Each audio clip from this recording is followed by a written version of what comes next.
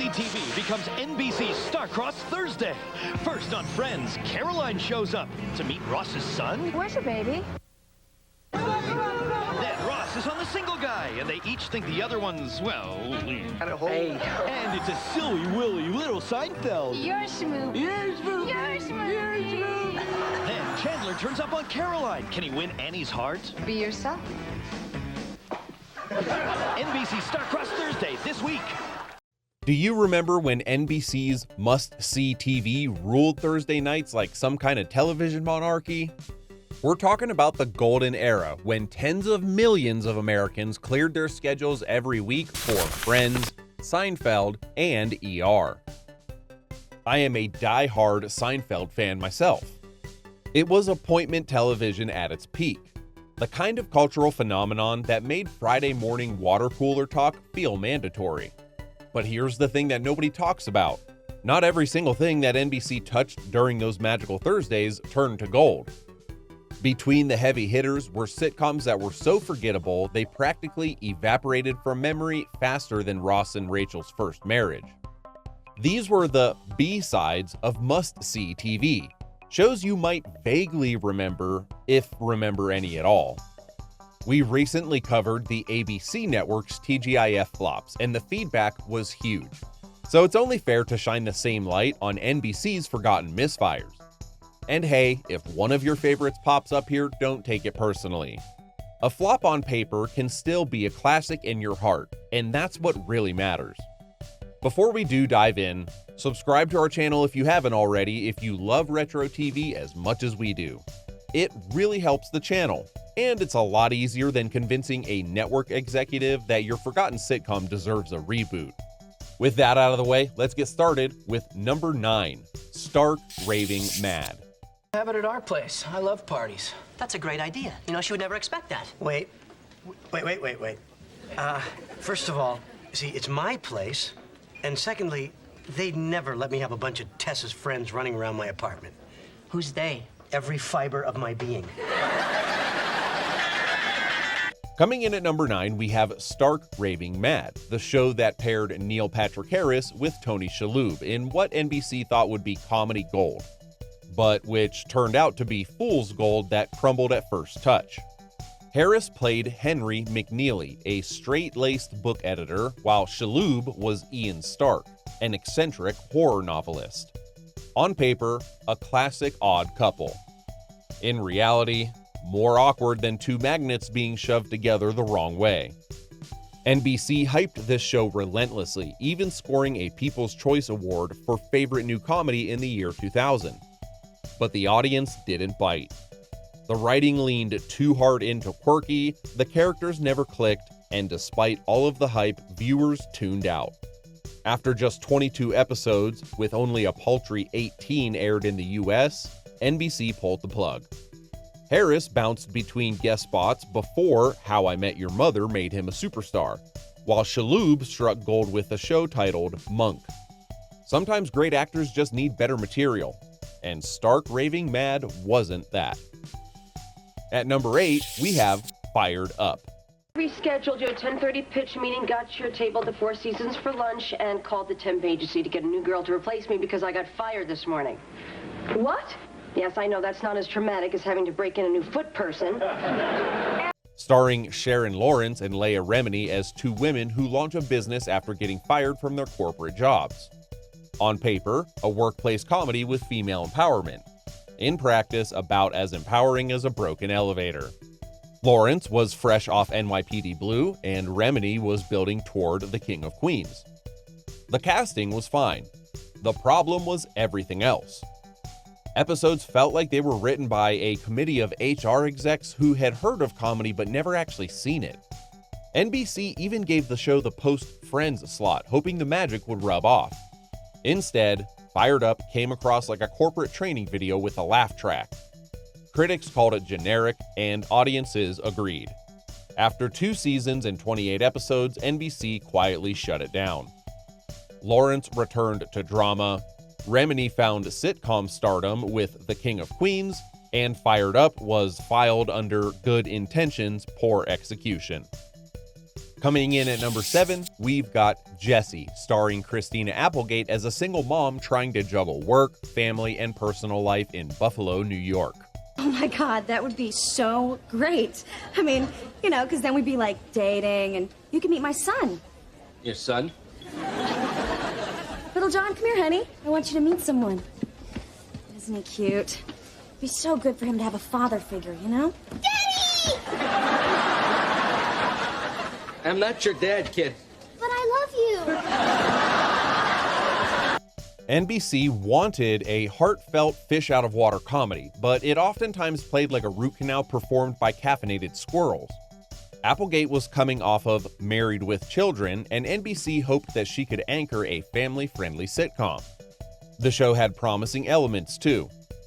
Quirky family dynamics, Applegate's natural charm, and a cool German-themed bar where she worked. But it all blended into plain TV oatmeal. Safe, predictable, and very bland. Jessie did pull solid ratings early on thanks to Applegate's star power, but it never became a must-see hit. Critics found it more interesting due to its moral lessons, but not so much its laughs. By the second season, viewers were drifting away. After 42 episodes across 2 seasons, NBC pulled the plug. Applegate, however, bounced back. From stealing scenes in Anchorman to earning Emmy nods in Samantha Who. Sometimes you just need the right project to shine. At number 6, we have Madman of the People. Virgins, and she's taking me to see her people. Oh, that's a line from Mars Needs Women, my favorite tacky movie. Zsa Zsa was in it. You have a lot of useless junk rattling around up there, don't you? Here's the best part. They're not real virgins. They're neo-virgins, men and women who've given up sex. Hey, I've got the headline. Maidenhead Revisited. Starring Dabney Coleman as Jack Buckner, a cranky newspaper columnist who wrote scathing articles about modern life while juggling his equally chaotic personal relationships. Sorta like if Andy Rooney from 60 Minutes got his own sitcom, and the results were about as thrilling as that sounds. Coleman was a veteran actor who could usually make anything watchable just through sheer force of personality. NBC even gave him the coveted slot between Friends and Seinfeld, which was like being handed a golden ticket to the comedy Super Bowl. Ratings were initially good, but accidental viewers don't stick around unless you give them a reason to. The show tried to mine humor from Jack's grumpy rants and his clashes with his daughter Caitlin, the younger editor trying to modernize his magazine. Coleman delivered his trademark gruff charm, but even he couldn't save a show that felt like a newspaper column stretched for 22 minutes. NBC was expecting lightning in a bottle, and what they got instead was proof that even a dream time slot can't cover up weak writing. After just a single season and 16 aired episodes, Madman of the People was canned, and Coleman went back to the kind of character work that made him a legend. Today, this show is little more than a footnote in must-see TV history. Number 5, Veronica's Closet. I need hairspray. And a rake. Wait a minute. What? This isn't my suitcase. This isn't my stuff. But boy, this guy sure knows how to dress. And he smells good too. Oh, he probably wore this one a lot more than that. This show stars Kirstie Alley as a lingerie mogul whose picture-perfect life falls apart when she discovers her husband is cheating on her. NBC launched it in 1997 with the coveted Thursday slot right behind Seinfeld, basically asking this show to follow Babe Ruth at the plate with a little leaguer. Alley was coming off of her massive success on Cheers, so NBC wasn't gambling on a newcomer either. The show started off strong thanks to Alley's name recognition and its prime scheduling. The premise had some promise too. A mix of workplace comedy and relationship drama backed by a cast that included Wallace Langham, Dan Cortese, and Kathy Najimy. But the charm just didn't last. Despite a very polished setup, the writing grew more cartoonish, the situations more absurd, and then what started as a snappy comedy just devolved into parody. Alley's performance, sharp at first, just became increasingly over the top as the series went on. The show ran 3 seasons and 66 episodes, which looks pretty impressive on papers, but the expectations were sky high and the results were ground level. NBC kept this show alive longer than it probably deserved, hoping to recapture the early spark. But sometimes you just can't put the comedy genie back into the bottle. Sliding into number 4, we have Union Square. Yes, we deliver. Albie, I asked for this burger well done. It's practically raw. You know what? You don't have to say another word.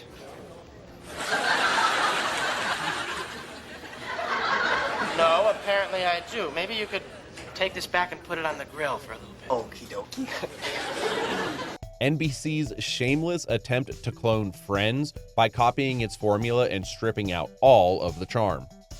It's like they were trying to recreate the Mona Lisa with finger paints and construction paper. It's super sloppy. The show followed a group of young friends living and working in New York's Union Square neighborhood, navigating careers, navigating their relationships, and whatever else NBC thought 20-somethings cared about. The cast was good-looking, the setting was trendy, and the stories, well, they technically existed. NBC hyped up Union Square as their next Friends, which was like calling someone the next Michael Jordan before they proved they could shoot a basket. The marketing blitz was massive, therefore the expectations were high, and the execution was just clumsy.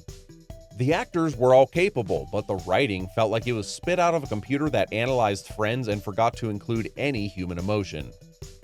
Critics absolutely shredded Union Square, pointing out that the show had all the surface features of an ensemble comedy, but none of the heart. The characters seemed assembled by a focus group instead of created by real writers. After a paltry 14 episodes, NBC pulled the plug. Today, Union Square stands as proof that you can't manufacture chemistry in a television lab, no matter how much money or marketing you throw at it. And at number 3, we have Boston Common, the show that NBC hyped up like it was the second coming of comedy, but turned out to be more like the second cousin of disappointment. Excuse me, ma'am. My name is Boyd Pritchett, and me and my sister Wileen just drove up here from Virginia. We would have been here a lot sooner, but we made 2 stops at Stuckey's for pecan rolls and 4 stops for gas. Anyway, here we are. The premise followed Boyd Pritchett, a Southern guy who moves to Boston to be near his younger sister.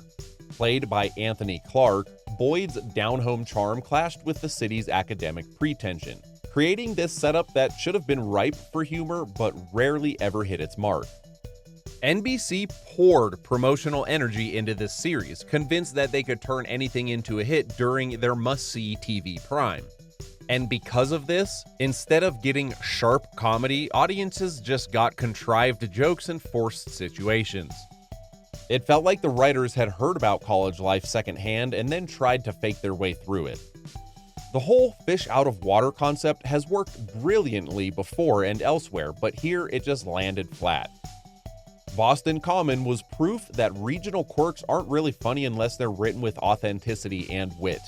After 2 seasons, the show just quietly disappeared, leaving little behind besides the reminder that NBC's golden touch wasn't infallible. Coming up at number 2 on our list, we have Caroline in the City. The ad should read, "Colorist wanted to assist nationally syndicated cartoonist." No, it's not Beetle Bailey. Mine's about a woman. No, that's Kathy. Mine's Caroline in the City. It's a witty, kind of carefree... Oh, yeah? Well, then we're even. I think your ads are stupid. Starring Leah Thompson as Caroline Duffy, a cartoonist whose personal life kept sneaking into her professional work. The show had a really strong start, but despite running for 4 full seasons, it somehow ended up as the forgotten middle child of must-see TV. The setup looked good on paper. Thompson was charming, the New York backdrop was familiar, and the supporting cast kept things moving. Caroline in the City even won awards early on and looked like it might be a long-term player in NBC's lineup. However, Caroline in the City faced a nearly impossible challenge. It wasn't bad, but it wasn't groundbreaking either. Being sandwiched between 2 television juggernauts like Seinfeld and ER meant that it had to do more than good. It had to do incredibly good, almost unforgettable. And instead it was kind of forgettable.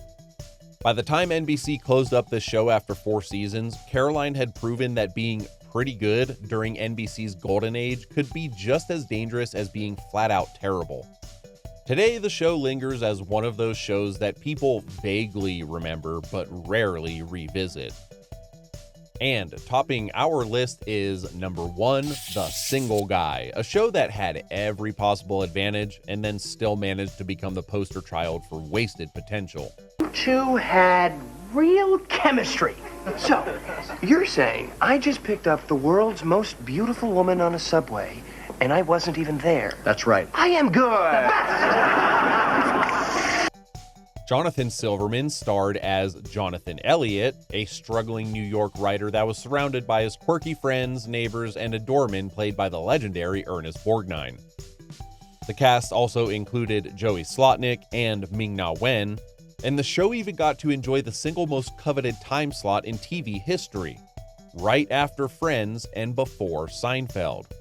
NBC was so confident in this show that they arranged crossover appearances with Friends characters to help boost the show's credibility. But the audiences weren't very easily fooled. It was pretty easy for everyone to spot the difference between authentic chemistry and manufactured quirkiness.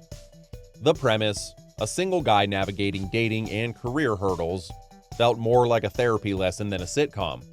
Despite the talent involved, The Single Guy never found its rhythm and fizzled after 2 seasons. In hindsight, this show remains the ultimate example of how even perfect scheduling and heavy promotion can't rescue a show that doesn't connect. The Single Guy is remembered less for its content than for squandering the most prime real estate in must-see TV history. And there you have it, everyone. 9 sitcoms that NBC really wanted you to think were must-see, but turned out to be more like must-flee. These shows had prime slots and big names, but couldn't hold their own against the giants like Friends and Seinfeld. Proof that even NBC's legendary Thursday lineup wasn't all invincible. For every classic, there was somewhere out there a flop reminding us that television magic is harder to capture than it looks. Thanks a bunch for watching this video. Since you've made it this far, if you liked the video, hit the like button and subscribe to our channel if you haven't already. I promise you personally that our content is more memorable than these forgotten sitcoms. So now it's your turn to talk. Do you remember any of these so-called flops? Or were you just too busy waiting for Joey and Chandler to show up? Or maybe Jerry Seinfeld and his friends? Let us know your forgotten NBC memories in the comments below. And don't forget to hit that notification bell so you don't miss out on our next Retro TV deep dive. Thanks again for watching, y'all. See you in the next one.